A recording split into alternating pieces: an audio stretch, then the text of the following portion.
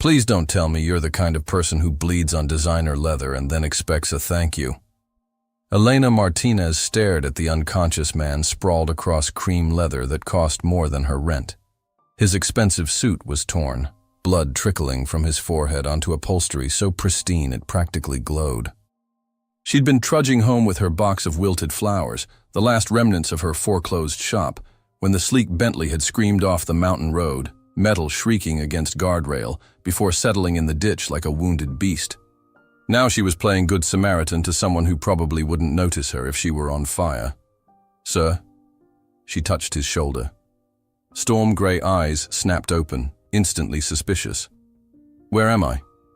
10 miles outside Millbrook. Your car kissed a guardrail." Elena reached for her phone. "I'm calling." "No." His grip on her wrist was iron. "No hospitals. No one can know. You could die. Better than the alternative." Desperation cracked his commanding voice. "Please." That single word, raw and unguarded, undid her. "My cottage is up the hill, but I'm not a doctor." "Perfect." He struggled upright, swayed, and she caught his arm. Strong, warm, expensive cologne mixed with something purely male. "I'm Elena Martinez," she said as they climbed the winding path. He hesitated. "James. Just James." Her cottage door opened to reveal her humble reality. Buckets of dying roses, unsold arrangements, dreams wilting faster than her inventory. She watched his face, waiting for the inevitable look of pity or disgust. Instead, something shifted in those gray eyes, almost like wonder. "It's not much," she said. "It's real." His voice was soft, surprised. "It's perfect." As she settled him on her worn sofa, Elena had no idea she was tending to Alexander Blackwood, the ruthless billionaire who'd just destroyed her life with a signature. The man whose company had bought her building that very morning, crushing her flower shop beneath the weight of corporate expansion. She only knew that this mysterious stranger looked at her cottage full of dying flowers like it was the most beautiful thing he'd ever seen. And when their eyes met, something electric sparked between them. Dangerous, impossible, and absolutely undeniable. "Your first aid skills are suspiciously good for a florist." Elena pressed the makeshift bandage against his forehead, acutely aware of how his proximity made her pulse race. The scent of his expensive cologne mingled with something purely masculine, creating an intoxicating combination that made her hands tremble slightly as she worked. "You learn things when you can't afford doctors," she replied, trying to keep her voice steady. James, if that was even his real name, studied her with those penetrating gray eyes that seemed to see straight through her carefully maintained composure. "Can't afford, or won't afford?" The question stung more than it should have. "Does it matter?" She stepped back, suddenly hyper-aware of how shabby her cottage must look to someone who drove a car worth more than most houses. Threadbare curtains, mismatched furniture she'd collected from garage sales, walls that needed painting she couldn't afford. Money's money when you don't have it. He caught her wrist as she turned away, his touch sending an unexpected jolt of electricity up her arm. "I didn't mean to insult you." The gentleness in his voice surprised her.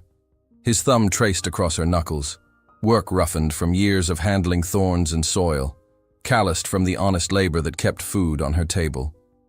She should pull away, should maintain distance from this mysterious man who'd crashed into her life like a comet, bringing chaos and unwanted attraction in equal measure. Instead, she found herself studying his face in the golden afternoon light filtering through her kitchen window. Strong jaw that spoke of determination and perhaps stubbornness. Aristocratic nose that suggested privilege from birth. Lips that looked like they rarely smiled, but might be absolutely devastating when they did. There were lines around his eyes, not from laughter, but from stress, from carrying burdens she couldn't begin to imagine. "You're staring," he murmured, and she caught the hint of amusement in his voice. Heat flooded her cheeks, spreading down her neck in a way that made her grateful for her high-collared sweater. "You're bleeding on my sofa." That almost smile tugged at the corner of his mouth, transforming his entire face. For a moment, he looked younger, less burdened, more human. Fair point. He glanced around her cottage with what seemed like genuine curiosity rather than judgment, taking in the dying roses she couldn't bear to throw away, the stacks of unpaid bills on her kitchen table that she'd tried to hide under a dish towel, the half-packed suitcase in the corner that told its own story of impending displacement. Moving? He asked, though his tone suggested he already knew the answer wasn't voluntary. Elena's chest tightened with the familiar ache of loss and failure. Evicted. Lost my shop yesterday. The words came out harder than she intended, edged with the bitterness she'd been trying so hard to swallow. The building was sold to some corporate giant who doesn't care about small businesses or the people whose lives they destroy with their profit margins. Something flickered across his face. Too quick to interpret, but it looked almost like guilt, pain, recognition. "I'm sorry," he said, and there was something in his voice that made her believe he actually meant it. "Are you?" The words came out sharper than intended, years of being dismissed and overlooked by people with money and power, giving them an edge she couldn't soften. "Or are you just saying what you think I want to hear? Because in my experience, people like you—" She gestured at his expensive watch, his tailored suit, the aura of wealth that clung to him like his cologne. "People like you don't really care about people like me." His jaw tightened almost imperceptibly. "You don't know me well enough to assume what I think." "You're right. I don't know you at all." She moved to the window, wrapping her arms around herself as she stared out at the mountain view that would soon belong to someone else's memory. "For all I know, you could be married, could be a criminal, could be running from the law, could be one of those corporate raiders who destroys lives for sport. I'm not married." His voice was quiet, definitive, carrying a weight that suggested there was a story there, probably a painful one. "Haven't been for a long time. And despite evidence to the contrary, I'm not usually the type to crash cars into ditches while running from complications." She turned back to find him watching her with an intensity that made her breath catch in her throat. There was something hungry in his gaze, something that made her acutely aware of the fact that they were alone in her cottage, that he was a stranger, that the air between them crackled with an attraction she was desperately trying to ignore. "Then what type are you?" she asked, her voice barely above a whisper.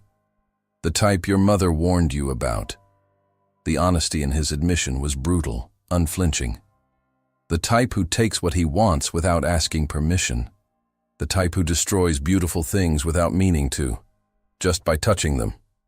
The raw vulnerability in his voice sent a shiver down her spine that had nothing to do with the mountain air and everything to do with the dangerous pull she felt toward this man. He was right. He was exactly the type her mother had warned her about. Wealthy, powerful, probably used to getting his way in all things. The type who would sweep into her simple life like a hurricane and leave nothing but wreckage in his wake.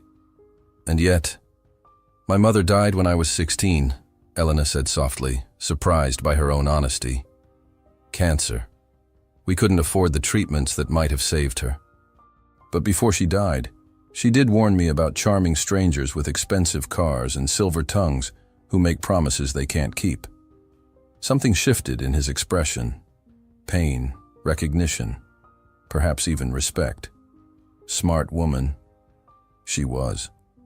She was also kind and generous, and believed that everyone deserved a second chance, no matter what mistakes they'd made. Elena met his eyes steadily. Even charming strangers who crash into ditches. He stood slowly, testing his balance, wincing slightly as the movement pulled at what were probably bruised ribs. "I should go. I've imposed enough, and you have your own problems to deal with." The thought of him leaving sent an unexpected pang through her chest, which was ridiculous. She'd known him for all of 2 hours, most of which he'd spent unconscious. "Where will you go? Your car's totaled, and the nearest town is 10 miles away. I'll figure something out. I always do." He moved toward the door with the careful gait of someone fighting pain, then stopped with his hand on the doorknob. "Elena?" "Yes?" Thank you. For helping me. For not asking questions I couldn't answer. For not calling the police or the paramedics or anyone else who might have complicated an already complicated situation. He paused, and something vulnerable flickered in those storm-gray eyes. It's been a long time since someone showed me kindness without wanting something in return. The raw honesty in his voice made her heart ache. Everyone deserves kindness. Everyone deserves help when they need it, regardless of who they are or what they've done. Not everyone. His smile was bitter, self-deprecating. Some of us have made choices that put us beyond redemption. Some of us have hurt people we never meant to hurt, destroyed things we should have protected. Before she could respond, before she could ask what he meant or offer the comfort he so clearly needed, he was gone. The door closed behind him with a soft click that seemed to echo in the sudden silence of her cottage. Elena moved to the window and watched him walk down the hillside path with measured steps, his dark figure growing smaller against the backdrop of autumn mountains. She watched until he disappeared around the bend where the path met the main road, then sank onto her sofa where his scent still lingered, expensive cologne and something indefinably masculine that made her pulse quicken despite her better judgment. She had no idea that Alexander Blackwood was walking away from the first genuine moment he'd experienced in years, fighting every instinct that told him to turn back, to stay, to explore whatever this impossible attraction was between them. She had no idea that he was already pulling his phone from his pocket, making calls that would change everything, starting with saving the flower shop he'd unknowingly destroyed, the livelihood he'd stolen from the first woman to show him kindness in longer than he could remember. And she certainly had no idea that by morning, her world would be turned upside down in ways she never could have imagined, setting in motion a chain of events that would force them both to confront the impossible attraction crackling between them and the vast differences in their worlds that made any future together seem like nothing more than a beautiful, devastating dream. Miss Martinez? There's been a mistake.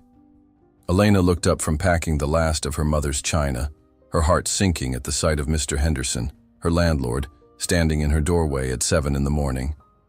His usual scowl had been replaced by something she'd never seen before, confusion mixed with what looked suspiciously like nervousness. "If you're here to make sure I'm out by noon, you can see I'm almost finished," she said, gesturing to the boxes stacked around her cottage. She'd been up all night, unable to sleep after the mysterious James had walked out of her life as suddenly as he'd entered it. "That's just it." Henderson shifted uncomfortably, clutching an official-looking envelope. "The new owners. They want to meet with you, this morning, about reinstating your lease." Elena's hand stilled on the delicate teacup she'd been wrapping. "What? I don't understand it any more than you do. Yesterday they were talking about demolition and development.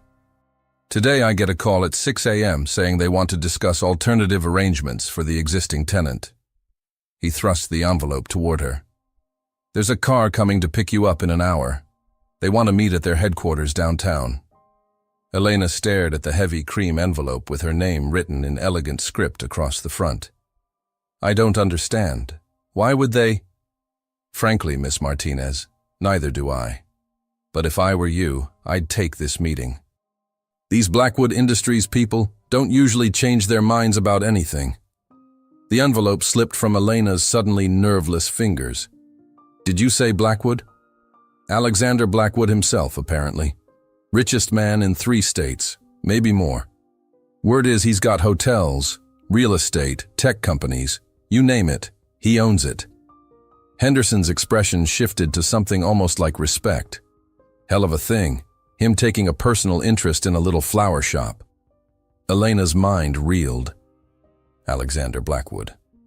The name was vaguely familiar from business magazines and newspaper headlines she glimpsed while grocery shopping. But why would someone that powerful care about her tiny shop? Unless... The memory hit her like a physical blow. Storm-gray eyes, expensive cologne, a commanding presence even while injured. "Just James," he'd said, but the way he'd carried himself, the authority in his voice even when vulnerable. "Oh, God," she whispered. "Miss Martinez, you all right? You look like you've seen a ghost." Elena forced herself to breathe. It couldn't be. The man she'd bandaged, the stranger she'd felt such an impossible connection to, couldn't possibly be Alexander Blackwood. Could he? But even as she tried to deny it, pieces began falling into place. His reaction when she'd mentioned the corporate giant who'd bought her building, that flicker of guilt across his face. His cryptic words about hurting people he'd never meant to hurt. The car that arrived an hour later was a sleek black Mercedes that looked like it cost more than most people's houses. The driver, impeccably dressed and professionally courteous, held the door open for her without comment. Elena slid into leather seats that were probably worth more than everything she owned, her stomach churning with a mixture of anticipation and dread. The ride into the city was a blur of autumn landscape, giving way to glass towers and bustling streets. Elena had rarely ventured into this part of town, where money talked, and people like her were invisible. The Blackwood Industries building dominated an entire city block, its mirrored surface reflecting the morning sun like a beacon of corporate power. The executive floor was all marble and mahogany, original artwork and windows that offered breathtaking views of the mountains beyond. Elena felt woefully underdressed in her simple sweater and jeans, acutely aware of the curious glances from impeccably dressed assistants and executives. "Mr. Blackwood will see you now," said a polished woman who looked like she'd stepped out of a fashion magazine. She led Elena to massive double doors that opened to reveal an office that was bigger than her entire cottage. And there, standing with his back to her while staring out the floor-to-ceiling windows, was James. Only now she could see him as he truly was, not a mysterious injured stranger, but Alexander Blackwood, one of the most powerful men in the country. His suit was perfectly tailored, his dark hair styled, his bearing radiating the confidence that came with unlimited wealth and influence. He looked like he belonged in this temple to capitalism, like he'd been born to command empires. When he turned to face her, those storm-gray eyes held a mixture of guilt, apprehension, and something else she couldn't quite identify. "Hello, Elena." The sound of her name on his lips, spoken in that voice she'd thought about all night, sent a shiver down her spine. But now it was colored with the knowledge of who he really was, what he represented. "You lied to me." The words came out steadier than she felt. "Yes." No excuses, no justifications, just simple acknowledgement of the truth. "You're Alexander Blackwood. You're the corporate giant who destroyed my shop, my livelihood, my future. And She swallowed hard, remembering how she'd touched him, how she'd felt drawn to him, how she'd actually started to care about a stranger who turned out to be her destroyer. "I bandaged your wounds and invited you into my home." Yes. His jaw was tight, his hands clenched at his sides. "And you have every right to hate me for it." "I don't hate you." The admission surprised them both.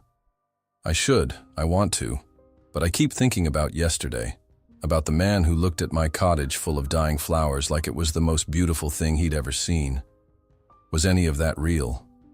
Something shifted in his expression, a crack in the corporate armor. That was the most real I've been in years. Elena moved closer to the windows, needing space to process this revelation. The view was spectacular, the entire city spread out below like a kingdom, which she supposed it was, in a way, his kingdom. "Why did you have me brought here? If you wanted to ease your guilt, you could have just restored my lease without involving me directly." "Because I wanted to see you again." The honesty in his admission made her turn to face him. "Because yesterday, for a few hours, I remembered what it felt like to be human instead of just a corporate machine. Because you looked at me like I was worth saving. And now? Now you know who I really am. What I really am." His smile was bitter, self-deprecating. "The question is, can you separate the man who sat in your cottage yesterday from the businessman who signed the papers that destroyed your shop?" Elena studied his face, searching for traces of the vulnerable stranger she'd felt so drawn to. He was still there, buried beneath the expensive suit and corporate power, but more distant now, protected by barriers built from years of wielding influence and making hard decisions. "I don't know," she said honestly. "Yesterday you were just James, a mysterious man who needed help. Today you're Alexander Blackwood, someone whose decisions affect thousands of lives, someone who operates in a world I can't even comprehend. How do I reconcile those two people?" "Maybe you can't." He moved closer, close enough that she could smell his cologne, see the flecks of darker gray in his eyes. "Maybe what happened yesterday was just a moment out of time, and we should both forget it ever happened." "Is that what you want? To forget?" For a long moment, he didn't answer. When he finally spoke, his voice was rough with an emotion he was clearly struggling to contain. "What I want, and what's realistic, are two very different things. You deserve someone who can give you the simple life you want, the stability you need, not someone whose world would devour you whole. Shouldn't that be my choice to make?" The question hung between them, loaded with possibility and danger in equal measure. Elena could see the war playing out on his face, duty versus desire, practicality versus hope. Elena. Her name was a whisper, a prayer, a question all rolled into one. "If I asked you to dinner tonight, if I promised to be honest about who I am and what I want, would you say yes?" She should say no. Everything logical in her brain screamed at her to walk away, to take whatever he was offering for her shop and disappear from his complicated world before she got hurt. But standing there in his office, surrounded by the trappings of his power, she could still see glimpses of the man who'd looked at her dying flowers with wonder. "One dinner," she said finally. "Complete honesty. No more lies, no more half-truths." "Complete honesty," he agreed. And for the first time since she'd entered his office, he smiled, really smiled, the devastating expression she'd imagined the day before. "Fair warning, the truth might be more complicated than you're prepared for. Try me." As Elena left his office with a new lease agreement in her hand and plans for dinner that evening, she had no idea she was walking into a world of corporate intrigue, family expectations, and social pressures that would test everything she thought she knew about love, loyalty, and the price of crossing between worlds. But she was about to find out just how complicated the truth could be when it came to loving a man who owned everything but had never learned how to give his heart. "Alexander, darling, please tell me this is some sort of elaborate joke." Elena froze in the doorway of Le Bernardin, the city's most exclusive restaurant, as a woman's voice cut through the ambient murmur of wealthy diners like a blade through silk. The speaker was stunning in the way that only unlimited money and professional maintenance could achieve. Platinum blonde hair swept into an elegant chignon, designer dress that probably cost more than Elena's car, diamonds that caught the light with every gesture. Alexander stood from their intimate corner table, his expression shifting to something carefully neutral. "Victoria, I wasn't expecting to see you here tonight." Clearly. Victoria's ice-blue eyes swept over Elena with the kind of dismissive assessment that could freeze blood. Though I suppose I shouldn't be surprised. The Alexander Blackwood I know has always had a taste for charitable projects. Elena felt heat rise in her cheeks, but before she could respond, Alexander stepped forward, his voice carrying a warning edge. "Victoria, I'd like you to meet Elena Martinez. Elena, this is Victoria Pemberton." "Ah, yes, the little flower girl." Victoria's smile was sharp enough to cut glass. "How quaint. Tell me, dear, are you part of Alex's new community outreach program? I know the board has been pushing for more visible philanthropy." Victoria. Alexander's tone was ice-cold now, dangerous in a way Elena had never heard before. "That's enough." But Victoria was just getting started. She stepped closer to Elena, her perfume expensive and cloying. "I'm sorry if I seem surprised, darling, but you have to understand. Alexander and I have been close for a very long time. In fact, just last week at the charity gala, everyone was asking when we'd be announcing our engagement." Elena's stomach dropped, but she forced herself to maintain eye contact. "How interesting. Alexander failed to mention he was involved with someone." Oh, he's involved with many people. Victoria's laugh was musical and cruel. Business partners, investors, board members who expect certain standards from the man who represents their interests. Tell me, what exactly do you do? Besides flowers, of course. I run a small business. Or rather, I did until your boyfriend's company destroyed it. The directness of Elena's response seemed to surprise Victoria, who had probably expected her to crumble under the social pressure.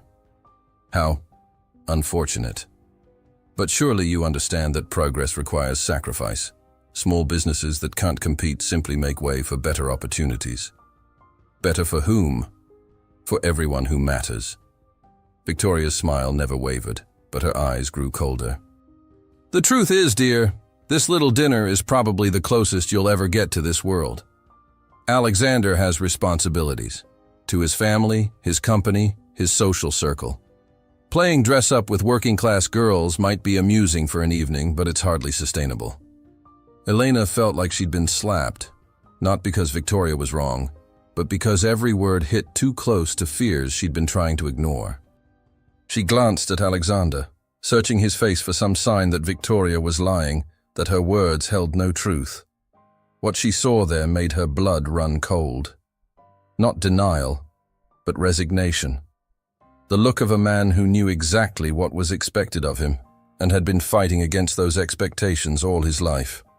Alex, darling, Victoria continued, moving to his side with practiced grace. My father called this afternoon. The merger with Pemberton Holdings is moving forward, and there are details we need to discuss.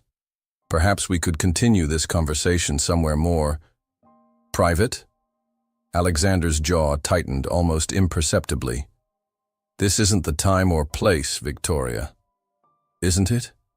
Because it seems to me that you're wasting valuable time playing house with someone who can never be part of your real life. Victoria's gaze flicked back to Eleanor. No offense, dear, but surely even you can see how impossible this is. What could you possibly offer a man like Alexander? What world could you show him that he hasn't already conquered? The question hung in the air like a challenge, and Elena realized that everything Victoria was saying, every cruel observation, was exactly what she'd been thinking herself. What could she offer someone who owned half the state? What place could she have in a world of board meetings and charity galas and social expectations that had been bred into people like DNA? You're right, Elena said quietly, the words tasting like ash in her mouth. I can't offer him anything he doesn't already have. Elena, Alexander started, but she held up a hand to stop him. No, she's absolutely right. This was a mistake. I don't belong here, and we both know it. Elena looked around the restaurant, at the other diners in their designer clothes, at the waitstaff who probably earned more in tips than she made in a month, at the world of wealth and privilege that might as well have been another planet. Thank you for dinner, Mr. Blackwood, and for restoring my lease. I'll make sure to stay out of your way from now on. She turned to leave, but Alexander caught her arm. Don't do this. Don't let her dictate what happens between us. Between us? Elena laughed, and even she could hear the bitterness in it. Look around, Alexander. Look at her, and then look at me. There is no us. There's you, and your world, and your responsibilities. And then there's me, a woman whose biggest achievement is keeping a flower shop afloat for 3 years. That's not... It is. Elena gently pulled her arm free, trying to memorize the feel of his touch, because she knew it would be the last time. Victoria's right about one thing. You have responsibilities, expectations, a life that was planned out long before you crashed into mine, and I have my own life to rebuild. She started to walk away again, but his voice stopped her. What if I don't want that life? The raw vulnerability in his voice almost broke her resolve. Almost. But then she caught sight of Victoria's satisfied smirk, saw the other diners watching their drama unfold with the kind of fascination usually reserved for reality television, and reality crashed over her like a cold wave. What you want and what's realistic are two very different things, she said, throwing his own words back at him. You said that yourself, remember? This time, when she walked away, he didn't try to stop her. Elena made it all the way to the restaurant's entrance before the tears started, hot and angry and full of a pain she hadn't expected to feel so deeply. She'd known him for 2 days. 2 days. How had he managed to carve out a space in her heart so quickly that losing him felt like losing a piece of herself? The cool night air was a shock after the restaurant's warmth, and Elena stood on the sidewalk for a moment, trying to figure out how to get home when she'd arrived in Alexander's car. The city stretched around her, full of lights and noise and people who belonged in a way she never would. Rough night? Elena turned to find a man in an expensive suit standing beside a limousine, smoking a cigarette with the casual confidence of someone who'd never questioned his place in the world. He was older than Alexander, maybe mid-40s, with silver threading through his dark hair and laugh lines around his eyes that suggested he found life amusing. You could say that. Elena wiped at her eyes, hoping her mascara hadn't run too badly. "Marcus Pemberton," he said, extending his hand. "Victoria's father. And you must be the woman who has my future son-in-law so thoroughly rattled." Elena's heart sank even further. Future son-in-law. Oh yes. Alex and Victoria have been promised to each other since they were children. Family tradition, you understand. Keeps the bloodlines clean and the bank accounts healthy. Marcus studied her with shrewd eyes. "Though I have to say you're not what I expected when I heard Alexander was developing outside interests. Don't worry, your daughter made it very clear that I don't belong in Alexander's world." "Did she? How unlike Victoria to be so direct." Marcus dropped his cigarette and ground it under his heel. "Tell me, Miss Martinez, what do you know about caged birds?" The question was so unexpected that Elena found herself answering honestly. "They sing beautifully, but they've forgotten how to fly." "Exactly." Marcus smiled, and it was surprisingly warm. "Alexander has been in a very beautiful cage his entire life, fed the finest food, given the most expensive toys, surrounded by people who tell him how magnificent he is. But he's never learned to fly, never had to fight for anything that mattered. Why are you telling me this? Because tonight, for the first time in 20 years, I saw him willing to fight. Not for a business deal or a merger or family approval, but for something he chose himself." Marcus opened the limousine door. "Can I offer you a ride home? It's the least I can do after my daughter's performance."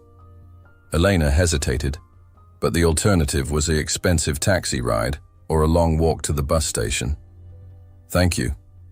As the limousine pulled away from the restaurant, Elena caught a glimpse of Alexander through the window, still standing at their table, looking like a man who'd just lost something irreplaceable.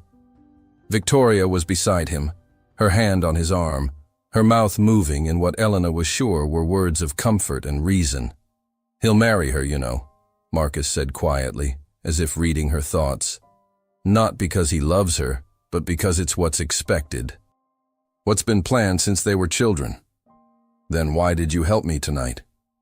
"Because sometimes the most beautiful cages need to be shaken up a little. And because I have a feeling this story isn't over yet." Marcus handed her an elegant business card. "My personal number. Call me if you ever need anything, Miss Martinez. And I do mean anything." As the limousine disappeared into the night traffic, Elena clutched the card and wondered if she'd just been offered an ally or if she'd simply traded one complicated situation for another. Either way, she knew that walking away from Alexander Blackwood was going to be the hardest thing she'd ever done, even if it was the right thing to do. "Alexander, if you don't stop pacing, you're going to wear a hole in that Persian rug, and Mother will never forgive you." Alexander ignored his sister's observation, continuing his restless movement across the study of the Blackwood family estate. 3 days. 3 days since Elena had walked out of that restaurant, and he felt like he was slowly losing his mind. Every instinct he possessed screamed at him to go to her, to explain, to fight for what they'd started to build. But every rational thought reminded him of Victoria's words, of his responsibilities, of the merger that would secure hundreds of jobs and millions in investments. "Alex, Catherine Blackwood Sterling rose from her chair with the fluid grace that had been drilled into her since childhood, crossing to block his path. "Talk to me. This isn't like you. Isn't it?" Alexander stopped pacing long enough to look at his sister. Really look at her. At 32, Catherine was everything their family had molded her to be. Elegant, accomplished, married to a senator with presidential ambitions. She was also one of the few people who'd ever seen past his corporate armor. "When was the last time I did something because I wanted to, not because it was expected?" "When you were 12 and decided to build that treehouse without permission." Catherine's smile was soft, nostalgic. "Father was furious, but you didn't care. You said some things were worth the consequences. I was 12. I didn't understand that consequences affect more than just yourself. Don't they?" Catherine moved to the massive windows overlooking the estate's formal gardens. "Alex, I've watched you turn yourself into everything Father wanted. The perfect heir, the ruthless businessman, the obedient son. But I've also watched you become someone I barely recognize. When was the last time you were happy? Really? Genuinely happy?" Alexander thought about Elena's cottage, about the way she'd looked at her dying flowers with such tender care, about how she'd bandaged his wounds without asking for anything in return. 3 days ago. Then why are you here instead of with her? Before Alexander could answer, the study doors opened to admit their father. Richard Blackwood entered with the commanding presence that had built an empire and crushed countless competitors, his silver hair impeccable, his suit tailored to perfection. "Alexander, I trust you've come to your senses about this situation." "Which situation would that be, Father?" "Don't play games with me, son. The Pemberton girl told me about your little dinner companion, some florist you've been amusing yourself with." Richard moved to his desk, every gesture radiating authority. "I've already spoken with Marcus about moving the engagement announcement forward. Next week would be appropriate." Alexander felt something cold and hard settle in his chest. "I haven't agreed to marry Victoria. Haven't you?" Richard's smile was thin, calculating. "The merger documents require family unity. The board expects stability. Our investors demand assurance that the Blackwood name will continue to represent the values they've invested in." "And what values are those exactly?" "Excellence, tradition, the understanding that personal desires are subordinate to family legacy." Richard's voice carried the weight of generations of expectation. "You're 34 years old, Alexander. It's time you accepted your responsibilities. The way you accepted yours when you married Mother?" The question hung in the air like a challenge. Richard's expression didn't change, but something flickered in his eyes. Old pain, old regrets, carefully buried beneath decades of duty. "Your mother and I had a successful partnership. We built something lasting, something meaningful. But did you love her?" For a moment, Richard looked older, more vulnerable. Then the mask slipped back into place. "Love is a luxury we can't afford.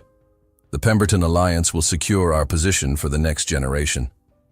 Victoria understands her role, just as you must understand yours."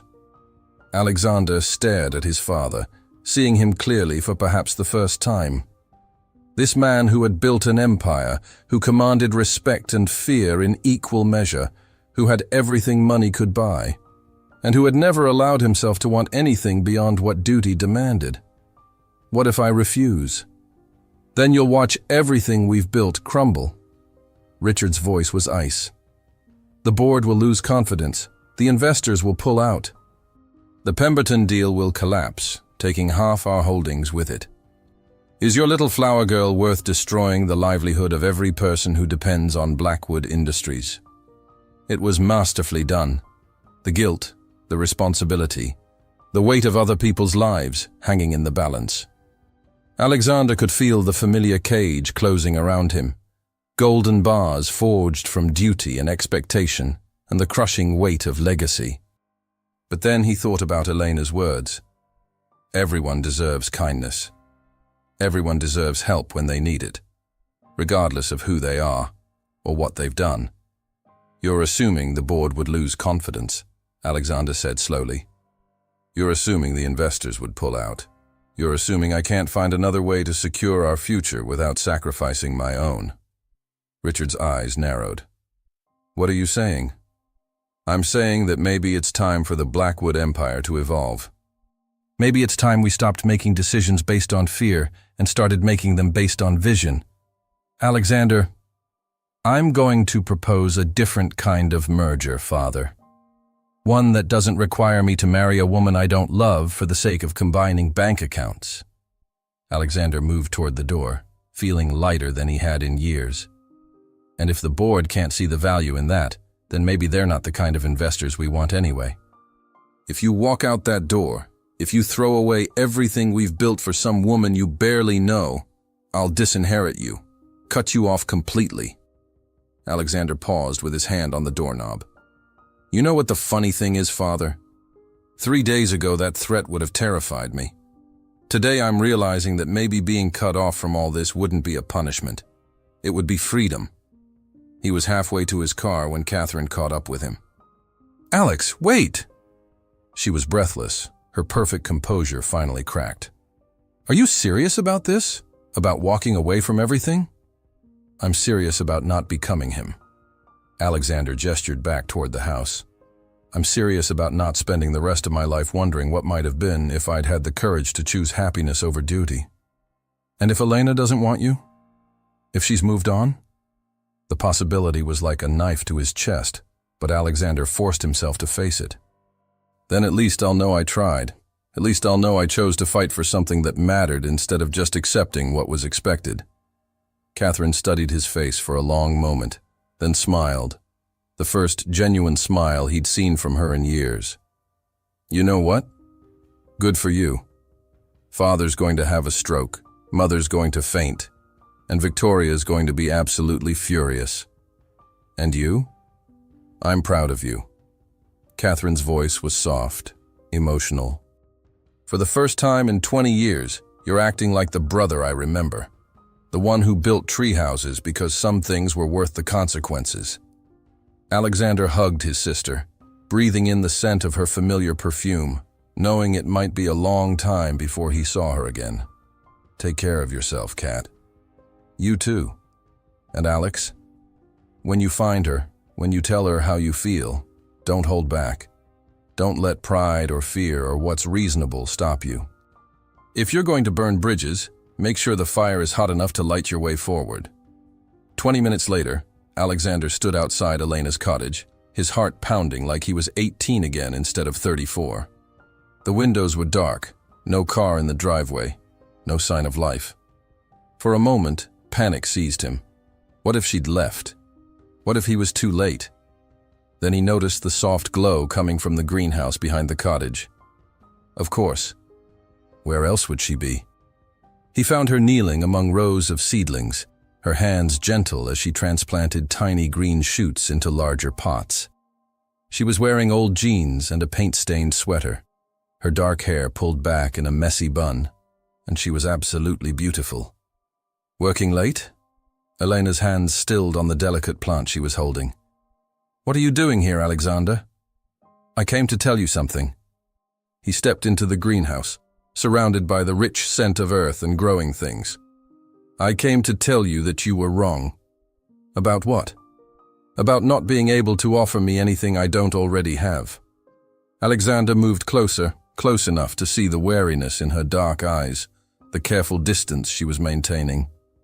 You offered me something I've never had, something I didn't even know I was missing. And what's that? A reason to be brave. Alexander knelt beside her among the seedlings, not caring about his expensive suit or the dirt beneath his knees. Elena, I've spent my entire life doing what was expected, following the path that was laid out for me before I could even walk. And then I met you, and for the first time I wanted something that was mine, something I chose.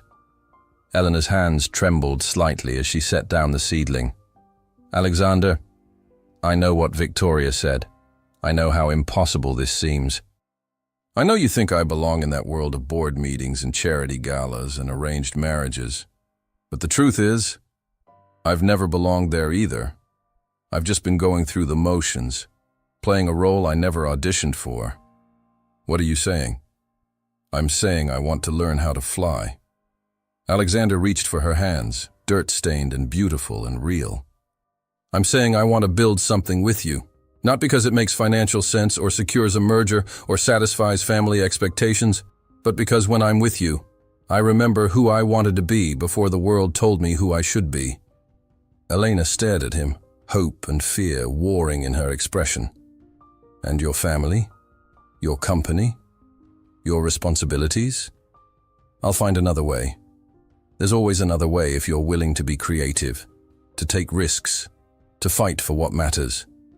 Alexander brought her hands to his lips, pressing a gentle kiss to her knuckles. The only question is, are you willing to take a chance on a man who's still learning how to choose his own life? For a moment, the only sound was the whisper of wind through the greenhouse plants. Then Elena's lips curved into the smile that had haunted his dreams for 3 days. I've always had a weakness for lost causes, she said softly, and men who are brave enough to build tree houses.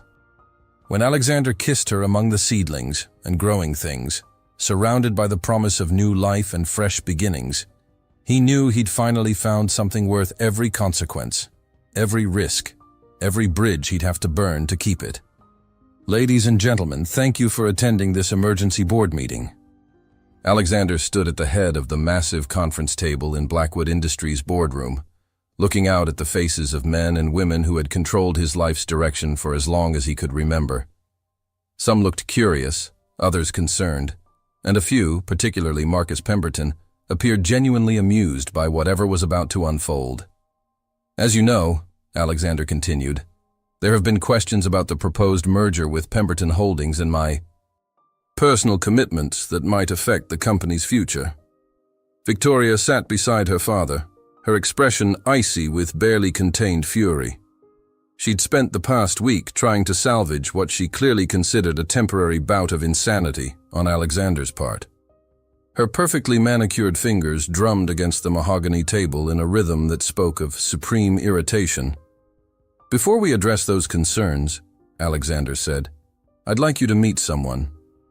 The boardroom doors opened, and Elena walked in with the quiet confidence she'd been building over the past month. She wore a simple but elegant navy dress that Alexander had watched her choose that morning, turning in front of her cottage mirror with an expression of bemused disbelief that she was about to address one of the most powerful corporate boards in the country.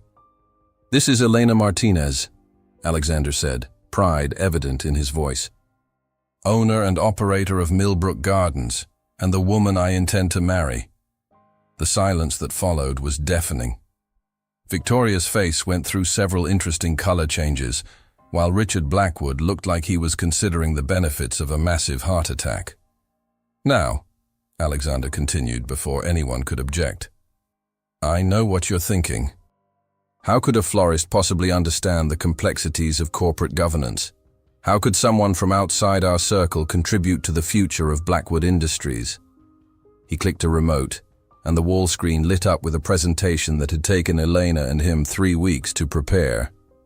Elena, would you like to explain your proposal? Elena moved to the front of the room with only the slightest tremor in her hands. Good afternoon. 6 weeks ago, I thought my business was finished when Blackwood Industries purchased my building. I was angry, defeated, and convinced that corporate giants like yourselves only cared about profit margins. She clicked to the next slide, showing before and after photos of her shop. Then I learned something interesting. Alexander, Mr. Blackwood, didn't just restore my lease. He invested in my business. But more than that, he listened to an idea I'd been developing for years, but never had the resources to implement. The next slide showed architectural plans and financial projections. Urban vertical farming, sustainable agriculture integrated into corporate buildings, not just for aesthetic purposes, but as a genuine solution to food security, environmental responsibility, and employee wellness. Elena's voice grew stronger as she warmed to her subject. Blackwood Industries owns 47 buildings across 6 states. If we implemented integrated growing systems in just half of those properties, we could produce enough fresh produce to supply every employee cafeteria, reduce building energy costs by 30% through natural climate control, and create a new revenue stream worth an estimated $12 million annually. Murmurs rippled around the table. These were numbers that spoke the board's language. But here's the revolutionary part, Elena continued. Instead of displacing small businesses, we partner with them. Local growers, urban farmers, sustainable agriculture specialists. We create a network of green businesses that benefit from Blackwood's resources while maintaining their independence and contributing to community development. Marcus Pemberton leaned forward, his eyes sharp with interest. And the environmental impact? Carbon footprint reduction of approximately 40% across all participating buildings, enough to qualify for several federal tax incentives and green energy grants. Elena clicked to a slide showing potential savings. We're talking about $23 million in tax benefits over the first 5 years. Victoria finally found her voice. This is ridiculous. You're talking about turning office buildings into… What? Farms? I'm talking about turning office buildings into living ecosystems that generate profit while contributing to environmental and social good, Elena replied calmly. And the preliminary studies suggest it's not only possible, it's profitable.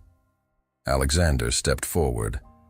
Elena has spent the past month working with our development team, our environmental consultants, and 3 independent agricultural specialists.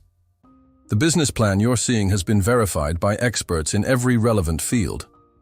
Richard Blackwood's voice was tight with controlled anger. And what does this have to do with the Pemberton merger? Everything, Alexander said. Marcus, you've been trying to convince your board to invest in sustainable technologies for years. This partnership gives you the opportunity to lead the industry in environmental innovation while maintaining traditional profit structures. Marcus was grinning now, and Alexander realized that Elena had been right about him. Underneath the corporate exterior was a man who genuinely cared about building something meaningful. You're proposing a 3-way partnership, Marcus said slowly. Blackwood's real estate holdings, Pemberton's investment capital, and Ms. Martinez's agricultural expertise. Exactly. Instead of a merger that creates redundancy and eliminates competition, we're proposing an alliance that allows each company to maintain its identity while collaborating on revolutionary projects. The room erupted in questions, objections, and excited discussions. Alexander watched Elena field inquiries with growing confidence, her passion for the project evident in every answer. This woman who Victoria had dismissed as a simple florist was holding her own with some of the most powerful business minds in the country. The numbers are impressive, admitted board member Janet Harrison. But what about leadership structure, chain of command? How do we manage a partnership this complex? Alexander and Elena exchanged a look. This was the moment they'd been preparing for. I'm stepping down as CEO of Blackwood Industries, Alexander announced, and the room went dead silent. I'll remain as chairman of the board for the new environmental initiative, but day-to-day operations will be handled by Catherine Blackwood Sterling, who has agreed to leave her position at Sterling and Associates to take over the company. Richard Blackwood looked like he might actually have that heart attack. Catherine? Your sister hasn't worked in corporate management in 5 years? She has 2 Harvard MBAs, 10 years of experience in corporate law, and a vision for the future that doesn't require sacrificing personal happiness for profit margins, Alexander replied calmly. The transition plan is in your packets. Victoria finally exploded. This is insane! You're destroying everything for some nobody who grows flowers. Alexander, think about what you're throwing away. Elena stepped forward, and when she spoke, her voice carried the quiet strength that had first attracted Alexander. You're right, Victoria. I am a nobody who grows flowers. But flowers are living things that require patience, care, and the right environment to thrive. They can't be forced or controlled or arranged into patterns that don't suit their nature. She looked directly at Victoria, unflinching. Maybe that's something people like you have forgotten. that the most beautiful things in life grow best when they're allowed to choose their own light. The silence that followed was profound. Then Marcus Pemberton began to laugh, a rich, genuine sound that filled the boardroom. "Brilliant," he said, still chuckling. "Absolutely brilliant. Victoria, my dear, you've just been outmaneuvered by a woman who understands that sometimes the best business strategy is simply letting things grow naturally." He stood and extended his hand to Elena. "Ms. Martinez, on behalf of Pemberton Holdings, I'd like to formally accept your partnership proposal. I think this alliance is going to be very profitable for all of us." The vote was closer than Alexander had hoped, but decisive enough to matter. 8 in favor, 4 opposed, 2 abstentions. The motion passed. As the board members filed out, discussing implementation strategies and timeline details, Victoria approached Alexander with her usual predatory grace. "This isn't over," she said quietly. "You think you can just walk away from our family's arrangement? There are contracts, Alexander, expectations, consequences." "You're absolutely right," Alexander replied. "There are consequences. But for the first time in my life, I'm choosing them myself." Victoria's expression shifted to something almost like pity. "You'll regret this. When the novelty wears off, when you remember who you really are, you'll regret throwing away everything real for some romantic fantasy." Alexander looked across the room to where Elena was explaining hydroponic systems to a fascinated Janet Harrison, her face animated with passion and purpose.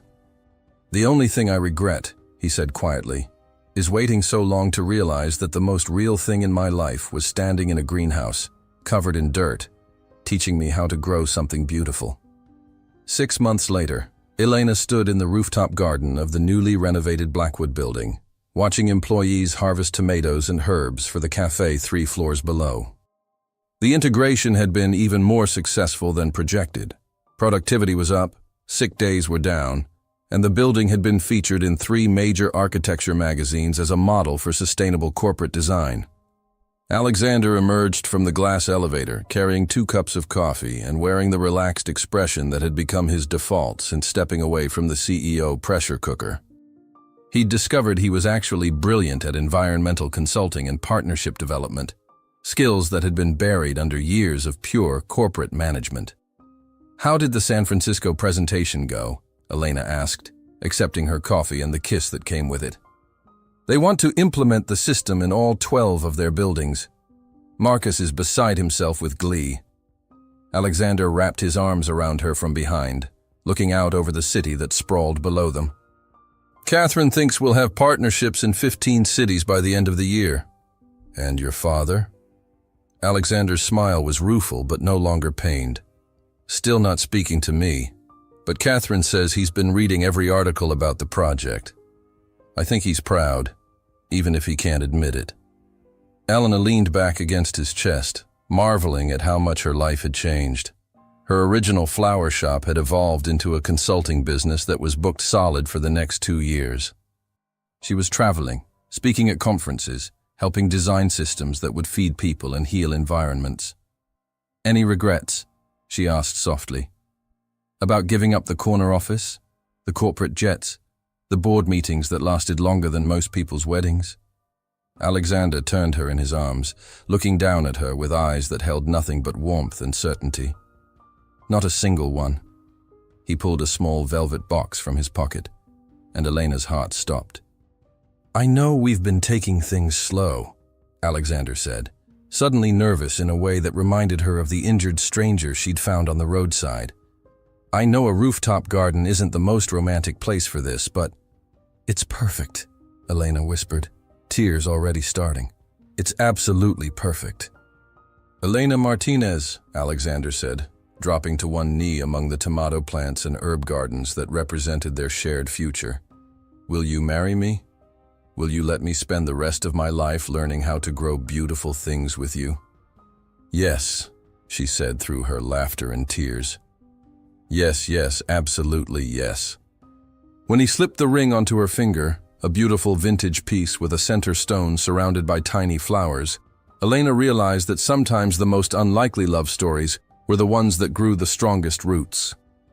as the sun set over the city below, painting the sky in shades of gold and pink. Alexander and Elena kissed among the plants they'd grown together, surrounded by the living proof that with patience, care, and the courage to choose your own light, anything was possible. Even a love story between a billionaire and a florist who'd learned that the most valuable things in life couldn't be bought, sold, or arranged. They could only be cultivated with time, trust, and the kind of devotion that bloomed naturally when two hearts found their perfect growing conditions. 6 months after that, Elena Blackwood stood at the altar of a small chapel overlooking the mountains where they'd first met, surrounded by friends, employees who'd become family, and gardens full of flowers that represented every partnership, every alliance, every small business that had flourished under their care.